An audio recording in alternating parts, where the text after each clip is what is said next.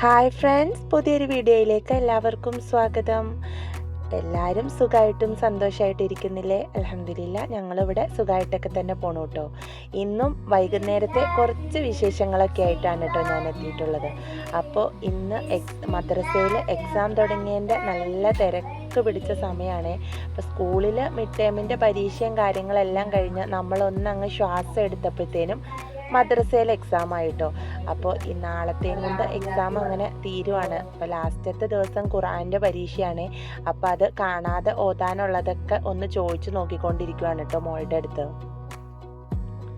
അങ്ങനെ സ്കൂളിലെ മദ്രസയിലെയും പഠിപ്പിക്കലും ചോദ്യം ചോദിക്കലും എല്ലാം കഴിഞ്ഞിട്ട് നമ്മൾ നമ്മുടെ ഡ്യൂട്ടിയിലേക്ക് കടന്നിട്ടുണ്ട് കേട്ടോ.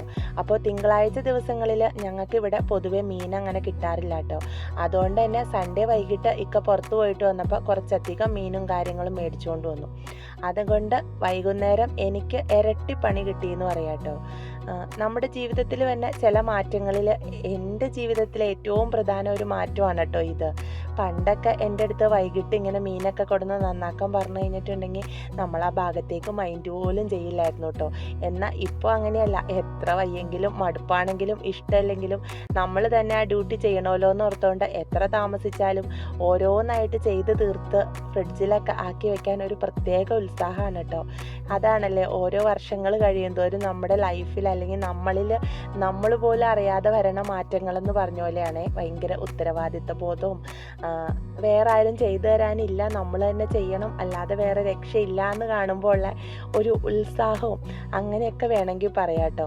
അപ്പോൾ തകൃതിയായിട്ട് ഞാനിവിടെ മീൻ നന്നാക്കൽ പരിപാടി നടത്തിക്കൊണ്ടിരിക്കുകയാണ്. അപ്പോൾ വാങ്ങിക്കൊടുന്ന് വെച്ചപ്പോൾ പറഞ്ഞത് നന്നാക്കിയ മീനാണ് കേട്ടോ, അതുകൊണ്ട് വലിയ കഷ്ടപ്പാടൊന്നും ഇല്ലാന്ന. എവിടെ മീനൊക്കെ എടുത്ത് ചട്ടിയിലേക്ക് ആക്കി കഴിഞ്ഞ് കഴിഞ്ഞപ്പോൾ കഷ്ണം മീൻ നന്നാക്കിയിട്ടുണ്ട്, പക്ഷെ അയലയൊന്നും നന്നാക്കിയിട്ടില്ല കേട്ടോ.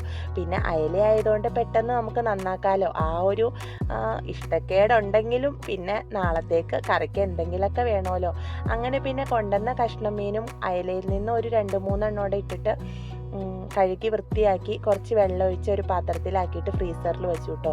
ഈ വെള്ളം ഒഴിച്ച് പാത്രത്തിൽ വെച്ചാൽ ഒരു ഗുണം എന്നാന്ന് വെച്ചാൽ മീൻ നല്ല ഫ്രഷ് ആയിട്ട് ഇരിക്കുകയും ചെയ്യും. രാവിലെ നമുക്ക് പെട്ടെന്ന് ഐസ് കളഞ്ഞെടുക്കാൻ പറ്റും കേട്ടോ.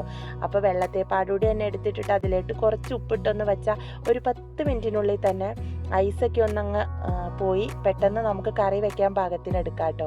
അതുമല്ല സ്കൂളുള്ള ദിവസങ്ങളിൽ വൈകുന്നേരം തന്നെ ഇതുപോലുള്ള കുഞ്ഞു കുഞ്ഞു കാര്യങ്ങളൊക്കെ ഒന്നങ്ങ് ശ്രദ്ധിച്ച് വയ്ക്കുവാണെങ്കിൽ രാവിലെ നമുക്ക് ഓട്ടപ്പാച്ചിലിന് ഒരു കുറച്ച് ശമനം കിട്ടുമെന്ന് വേണമെങ്കിൽ പറയാം. പിന്നെ ബാക്കി ഉണ്ടായിരുന്ന മീനൊക്കെ പൊരിക്കാനായിട്ടൊന്ന് തിരുമ്മി എടുത്തു വെക്കുന്നുണ്ട് കേട്ടോ. ഇതുകൊണ്ട് എന്നെ സംബന്ധിച്ച് ഒരു എളുപ്പപ്പണിയും കൂടെ ഉണ്ട് കേട്ടോ. 2 ദിവസത്തേക്ക് പൊരിക്കാനുള്ള മീൻ അങ്ങനെ ഇരുന്നോളും. അപ്പോൾ പിന്നെ എന്തെങ്കിലും ഒരു കറി, ഒരു മോരുകറിയോ പരിപ്പ് കറിയൊക്കെ വെച്ചാലും മീൻ പൊരിക്കാനുള്ളപ്പോൾ ഒരു ദിവസത്തെ കാര്യം അങ്ങനെ പോയിക്കോളും. രാവിലെ പെട്ടെന്ന് തിരക്കുള്ള ദിവസമോ അല്ലെങ്കിൽ നമുക്കൊരു വയ്യായ്ക ഉള്ളപ്പോഴോ എഴുന്നേക്കാനൊന്ന് താമസിച്ച് പോയാലോ ടെൻഷൻ വേണ്ടല്ലോ. പെട്ടെന്ന് തന്നെ രാവിലെ ചോറും കറിയൊക്കെ അങ്ങ് ആക്കി കൊടുത്തുവിടാം കേട്ടോ. മിക്കപ്പോഴും ഇവിടെ പൊരിച്ച മീനോട് അത്ര താല്പര്യം ഇല്ലാത്തതുകൊണ്ട് തന്നെ 2 ദിവസം ഓടിക്കോളൂ കേട്ടോ. നല്ല മീനാണെങ്കിൽ മാത്രമാണ് അങ്ങനെ 2 ദിവസത്തേക്കൊക്കെ കരുതി വെക്കാൻ പറ്റുള്ളൂ. അങ്ങനെ പിന്നെ മീനൊക്കെ നന്നാക്കി കഴിഞ്ഞ് അവിടെ കയ്യോടെ ഒന്നങ്ങ് സോപ്പിട്ട് ഉരച്ച് കഴുകി വൃത്തിയാക്കി ഇടണ്ടേ. കാര്യം എവിടെയും തെറിക്കാതെയൊക്കെയാണ് നന്നാക്കി എടുത്തെങ്കിലും മീനല്ലേ, നമുക്ക് വിശ്വസിക്കാൻ പറ്റില്ല. എവിടെയെങ്കിലൊക്കെ നമ്മുടെ ശ്രദ്ധ ഇല്ലാത്ത സമയത്ത് അല്ലെങ്കിൽ ശ്രദ്ധപ്പെടാതെ എന്തെങ്കിലുമൊക്കെ ഒന്നങ്ങ് ആയി കിടന്ന പിന്നെ ഭയങ്കര ഒരു സ്മെല്ലായിരിക്കും അടുക്കളയ്ക്ക്. അപ്പോൾ കയ്യോടെ ആ പണി ഒന്ന് കഴിച്ചിട്ട് വേണം ബാക്കി പരിപാടികൾക്ക് നിൽക്കാൻ കേട്ടോ. അപ്പോൾ മീൻ നന്നാക്കലും പരിപാടിയൊക്കെ തകൃതിയായിട്ട് നടന്നതിൻ്റെ ഇടയ്ക്ക് ഞങ്ങൾ അത്താഴ പരിപാടികളൊക്കെ കഴിഞ്ഞേ. അപ്പോൾ അത്താഴമൊക്കെ കഴിഞ്ഞ് അതിൻ്റെ പാത്രവും കാര്യങ്ങളൊക്കെ കഴുകി വെച്ചിട്ടാണ് ബാക്കി ക്ലീനിങ്ങിനും പ്രിപ്പറേഷനും ഒക്കെ ആയിട്ട് നിൽക്കണേ കേട്ടോ. ഒരു സമയം കുക്കിങ്ങിനോട് ഭയങ്കര ഇഷ്ടമുണ്ടായിരുന്ന ഞാൻ പിന്നെ ജീവിതത്തിൻ്റെ വേറൊരു ഘട്ടത്തിലേക്ക് കടന്നു കഴിഞ്ഞപ്പോൾ ഈ കുക്കിംഗ് നമുക്കടെ മാത്രം റെസ്പോൺസിബിലിറ്റി ആയിട്ട് മാറിയപ്പോൾ അല്ലെങ്കിൽ അത് എന്തോ ഒരു വലിയ ഭാരം പോലെ ആയി കഴിഞ്ഞപ്പോൾ ഈ കുക്കിങ്ങിനോട് തന്നെ ഒരു വെറുപ്പായി തോന്നി എന്ന് പറയാം കേട്ടോ. പിന്നെ അവിടുന്ന് നമ്മുടെ കിച്ചൺ നമുക്കടെ രീതിക്ക് അല്ലെങ്കിൽ നമുക്കിഷ്ടമുള്ളത് ചെയ്യാമെന്നുള്ള ആ ഒരു ഫ്രീഡം വന്നു കഴിഞ്ഞപ്പോഴാണ് വീണ്ടും എനിക്ക് കുക്കിങ്ങിനോടുള്ള താല്പര്യം തുടങ്ങിയത്. എന്നെ സംബന്ധിച്ച് എൻ്റെ ഒരു 12ാമത്തെ വയസ്സിൽ തുടങ്ങിയതാണ് ഞാൻ ഈ കുക്കിങ്. അപ്പോൾ ആദ്യമൊക്കെ കുക്കിങ് ചെയ്യുമ്പോൾ നല്ല രസമായിരുന്നു കേട്ടോ. അപ്പോൾ എൻ്റെ സ്വന്തം വീട്ടിലായിരുന്ന സമയത്ത് ഞങ്ങളുടെ വല്യാപ്പായും വല്യമ്മായും സ്ഥിരമായിട്ട് ഈ അസുഖങ്ങൾ കൊണ്ട് ബുദ്ധിമുട്ടുന്ന 2 വ്യക്തികളായിരുന്നു. അതുകൊണ്ട് തന്നെ ആഴ്ചയിൽ ഒരാൾക്കല്ലെങ്കിൽ ഒരാൾക്ക് എന്തായാലും ഒരു 3 ദിവസത്തെ ഹോസ്പിറ്റൽ വാസം നിർബന്ധമാണ് കേട്ടോ. അപ്പം അങ്ങനെ പോകുമ്പോൾ ഉമ്മച്ചി ആയിരിക്കുമല്ലോ ഈ ഹോസ്പിറ്റലിൽ കൂട്ട് നിൽക്കാനൊക്കെ പോണേ. പാപ്പിച്ചി ഒരു പ്രവാസി ആയതുകൊണ്ട് തന്നെ നമ്മുടെ അടുത്തില്ല. ഞാനും വല്യാപ്പായും ആയിരിക്കും മിക്കപ്പോഴും വീട്ടിലുണ്ടാവണേ. പിന്നെ എൻ്റെ കുഞ്ഞ് 2 അനിയന്മാരും കേട്ടോ. അപ്പോൾ ഉമ്മച്ചി പോയി കഴിഞ്ഞ് കഴിയുമ്പോൾ ഈ അടുക്കള ഭരണം എനിക്കും വല്യാപ്പാക്കുമാണ് കിട്ടണേ. ആദ്യമൊക്കെ വല്യാപ്പ തന്നെയാണ് ഞങ്ങൾക്ക് ഫുഡൊക്കെ ഉണ്ടാക്കി തന്നെ. പിന്നെ വല്യാപ്പ ഒരു കാര്യം ഞങ്ങളോട് പറയേ, അതായത് നമ്മൾ ആവശ്യമില്ലാണ്ടും ആവശ്യത്തിനും അനാവശ്യത്തിനും ഒരാളെ എപ്പോഴും നമ്മളങ്ങനെ ഡിപ്പെൻഡ് ചെയ്യരുത്. അത് അത്ര നല്ല കാര്യമല്ല. അപ്പോൾ നമ്മളെ കൊണ്ട് പറ്റണ കാര്യങ്ങൾ അത് എത്രത്തോളം നമുക്കുടെ കഴിവ് എങ്ങനെയാണോ അതിനനുസരിച്ച് നമ്മൾ തന്നെ സ്വയം ചെയ്യാനായിട്ട് ശ്രദ്ധിക്കണം. ഇല്ലെങ്കിൽ നാളെ ഒരു സമയത്ത് നമുക്ക് തന്നെ അത് ഭയങ്കരമായിട്ട് ഓപ്പോസിറ്റായിട്ട് നമ്മളെ അത് ബാധിക്കും. അപ്പോൾ വാപ്പയുടെ അനുഭവം കൊണ്ട് വാപ്പ പറയണ കാര്യങ്ങളാണ്. ഇപ്പോൾ പൈസയുടെ കാര്യങ്ങളൊക്കെ ആണെങ്കിൽ നമുക്കത് കൊടുത്ത് വീട്ടാം. പക്ഷെ അല്ലാത്ത കാര്യങ്ങൾ നമ്മളെല്ലാത്തിനും ഒരാളെ ഇങ്ങനെ ഡിപ്പെൻഡ് ചെയ്തുകൊണ്ടിരുന്ന് കഴിഞ്ഞിട്ടുണ്ടെങ്കിൽ ഒരു സമയത്ത് നമുക്ക് അങ്ങനെ ഒരു ഡിപ്പെൻഡ് ചെയ്യാൻ ആളില്ലാതെ വരുമ്പോൾ നമ്മൾ ഭയങ്കരമായിട്ട് വീണു പോവും. അപ്പോൾ അതുകൊണ്ട് എപ്പോഴും ഇപ്പോൾ ചെറുതാണെന്നൊന്നും നോക്കണ്ട, അല്ലെങ്കിൽ ഞാൻ നിനക്ക് ചെയ്തു തരും, അല്ലെങ്കിൽ ഉമ്മിച്ച് ചെയ്തു തരും, അങ്ങനെയൊന്നും വിചാരിക്കേണ്ട. നമ്മളെപ്പോഴും ഇൻഡിപെൻഡൻ്റ് ആയിട്ട് തന്നെ നിൽക്കണം. നിനക്ക് പറ്റുന്നത് എന്തോ അത് നീ ചെയ്യണം എന്ന് പറയൂ കേട്ടോ.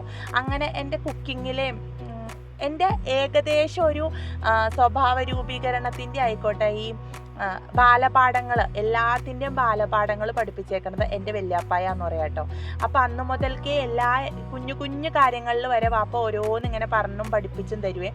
ആദ്യമൊക്കെ പാലൊക്കെ തളിച്ച് ചാടി സ്റ്റവിലേക്കൊക്കെ വീണ്, അതുപോലെ തന്നെ അച്ചിടാണ്ട് പുട്ട് ചുട്ട് എത്രത്തോളം പൊടി നിറച്ചാലും നമ്മുടെ പുട്ടും കുറ്റി മാത്രം നിറയില്ല. എന്താ പുട്ടിൻ്റെ അകത്ത് അച്ചിട്ടിട്ടുണ്ടാവില്ല. അങ്ങനെ പിന്നെ പരിപ്പ് വെച്ച് കത്തിച്ച് എത്ര തവണ കുക്കർ കളഞ്ഞിട്ടുണ്ടെന്ന് എനിക്ക് പോലും അറിയില്ല കേട്ടോ.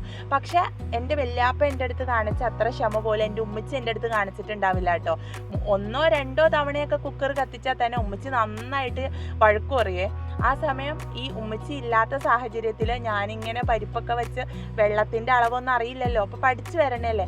പക്ഷെ എത്ര തവണ കത്തിച്ചിട്ടുണ്ടെങ്കിലും അത്രയും തവണ നല്ല ക്ഷമയോടുകൂടി ആ കുക്കറൊക്കെ കഴുകി വൃത്തിയാക്കി തന്നെയാണ് എൻ്റെ വല്യാപ്പായ കേട്ടോ.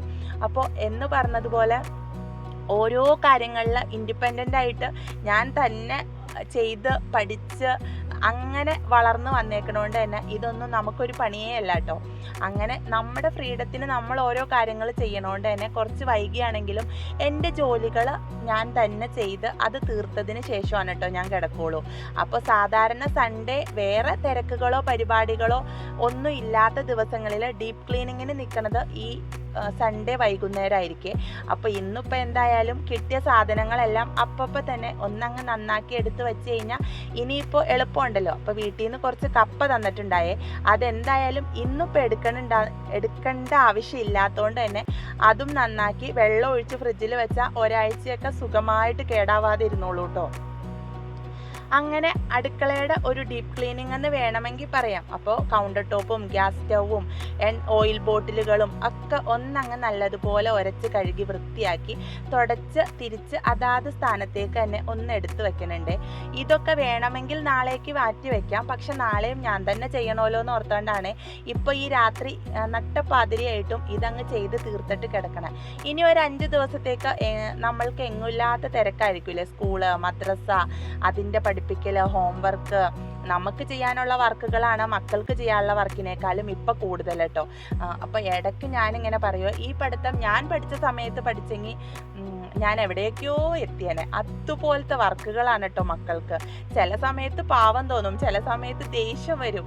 അങ്ങനെ മൊത്തത്തിൽ സമ്മിശ്ര വികാരങ്ങളിൽ കൂടെ കടന്നു പോണ ഒരു സിറ്റുവേഷൻ എന്ന് പറയാം. അങ്ങനെ വർത്താനം പറഞ്ഞുകൊണ്ടിരുന്നതിൻ്റെ ഇടയ്ക്ക് എൻ്റെ കൗണ്ടർ ടോപ്പ് ക്ലീനിങ്ങും ഗ്യാസ് സ്റ്റൗവിൻ്റെ ക്ലീനിങ്ങും കാര്യങ്ങളൊക്കെ കഴിഞ്ഞ് ആ ഒരു ഭാഗം ഫിനിഷ് ആക്കിയിട്ടുണ്ട് കേട്ടോ. അപ്പോൾ ചാനൽ ആദ്യമായിട്ട് കാണുന്ന കൂട്ടുകാരൊക്കെ സബ്സ്ക്രൈബ് ചെയ്ത് സപ്പോർട്ട് ചെയ്യാനായിട്ട് മറക്കല്ലേ. അതുപോലെ നിങ്ങളുടെ അഭിപ്രായങ്ങൾ കമൻ്റായിട്ടും അറിയിക്കണം കേട്ടോ. പിന്നെയുള്ള പരിപാടി എന്ന് വെച്ച് കഴിഞ്ഞിട്ടുണ്ടെങ്കിൽ ഇനി ഒരു 1-2 പാത്രങ്ങളൊക്കെ അവശേഷിക്കുന്നുണ്ട്. അതൊക്കെയും കൂടെ ഒന്നങ്ങ് കഴുകി വൃത്തിയാക്കി കൗണ്ടർ ടോപ്പും കൂടി ക്ലീനാക്കി അടിച്ച് വാരി തുടച്ചിട്ട് കഴിഞ്ഞിട്ടുണ്ടെങ്കിൽ കിച്ചൻ്റെ ഡ്യൂട്ടി കഴിഞ്ഞു കേട്ടോ. എങ്കിലും നമുക്ക് കിടക്കാനുള്ള സമയമായിട്ടില്ല, ഇനിയും കുറച്ചുകൂടെ കഴിയും.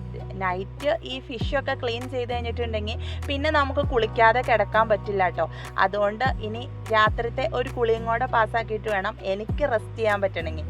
അന്നേരം റെസ്റ്റ് ആവില്ല. നമ്മളിതൊക്കെ കഴിഞ്ഞ് കിടക്കാനായിട്ട് ചെല്ലുമ്പോൾ നമ്മളെ കാത്ത് 2 കുഞ്ഞുമണികൾ ഇരിപ്പുണ്ടാവും കേട്ടോ. എത്രയൊക്കെ താമസിച്ചാലും ഞാൻ വന്ന് കിടന്നാൽ മാത്രം ഉറങ്ങണ എൻ്റെ പൊന്നാങ്കട്ടകളാട്ടോ. അപ്പോൾ അവരെയും ഉറക്കിയിട്ട് വേണം നമുക്കൊന്ന് നടി ചായ്ക്കാൻ എന്ന് വേണമെങ്കിൽ പറയാം. ഇപ്പോൾ ഇതൊക്കെ ഒരു ജീവിത ശൈലിയായി ഉള്ളത് കൊണ്ട് തന്നെ എനിക്ക് അത്ര വലിയ ബുദ്ധിമുട്ടില്ല കേട്ടോ. റെസ്റ്റ് ഇല്ലാണ്ട് ഇങ്ങനെ ഓടിക്കൊണ്ടിരിക്കാന്ന് പറയില്ലേ, ആ ഒരവസ്ഥ അത്രേ ഉള്ളൂ. പക്ഷെ ഇവരോട് വന്ന ഒരു സമയത്ത് എനിക്കിതൊരു ഭയങ്കര ബാധ്യത പോലെയായിരുന്നേ. കാരണം ശരീരം കൊണ്ടും മനസ്സുകൊണ്ടും എല്ലായിടത്തും ഓടിയെത്താൻ പറ്റാത്ത ഒരവസ്ഥ. ചിലപ്പോൾ ഈ ഡിപ്രഷൻ സ്റ്റേജ് എന്നൊക്കെ വേണമെങ്കിൽ പറയാം കേട്ടോ. പക്ഷെ ചുറ്റുമുള്ളവരുടെ കട്ട സപ്പോർട്ടും കൊണ്ട് ഡിപ്രഷനിലേക്കൊന്നും പോകേണ്ട അവസ്ഥ വന്നില്ല. പിന്നെ നമുക്ക് ഒരു പരിധി കഴിയുമ്പോൾ തോന്നൂലോ നമ്മൾ തളർന്നിരുന്നിട്ട് കാര്യമില്ല, നമ്മൾ ഓണായാൽ മാത്രമേ നമുക്കിടെ ലൈഫ് മുന്നോട്ടേക്ക് പോവുള്ളൂ എന്ന്. അങ്ങനെ ഒരു ബോധ്യം വന്ന ആ ഒരു പോയിന്റിൽ എൻ്റെ തളർച്ചയും ക്ഷീണവും ഒക്കെ മാറ്റിവെച്ച് ഞാൻ പൂർവാധികം ശക്തിയോടെ സടകുടഞ്ഞെഴുന്നേറ്റു കേട്ടോ. അപ്പോൾ എൻ്റെ കിച്ചൺ ക്ലീനിങ് ഒക്കെ ഏകദേശം പൂർത്തിയായിട്ടുണ്ട്. ഇനിയിപ്പോൾ എന്തായാലും കിച്ചൻ്റെ ഡോറ് ക്ലോസ് ചെയ്യാനുള്ള സമയമായി. അപ്പോൾ വീഡിയോ ഇഷ്ടമായാൽ ലൈക്ക് ചെയ്യാനും സബ്സ്ക്രൈബ് ചെയ്യാനും മറക്കണ്ട. Thanks for watching. Bye friends.